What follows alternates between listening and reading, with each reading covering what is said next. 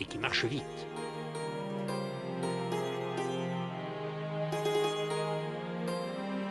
Alors la baie de Saint-Brieuc, c'est tout un monde, en ce sens que c'est quand même une assez vaste étendue si on en prend tout son ensemble. Ça va depuis les îles de Bréhat jusqu'au Cap Fréhel, c'est une immense échancrure. Alors je crois qu'il vaut mieux nous cantonner, si vous voulez, dans le fond de la baie de Saint-Brieuc, qui nous intéresse depuis la pointe du Roselier jusqu'à vers Morieux à peu près, tout ce fond de baie. Ce fond de baie qui est justement très caractéristique car c'est la mer et c'est la terre en même temps, c'est du marécage, c'est un lieu où la vie prend habituellement sa source.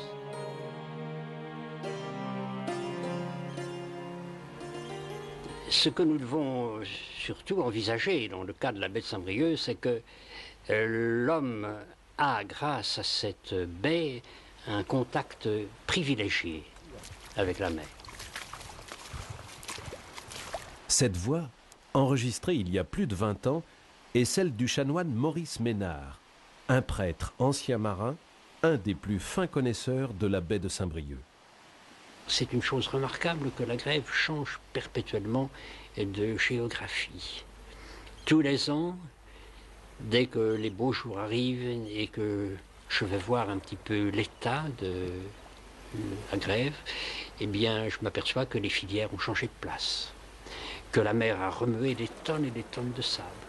C'est une géographie nouvelle qu'il faut réapprendre tous les ans, surtout quand on aime un peu la pêche, quand on est bassier, quand on va pêcher à mer basse. Et ça peut être un piège pour ceux qui ne connaissent pas les heures des marées de se laisser prendre, car la mer monte d'abord, évidemment, par les filières.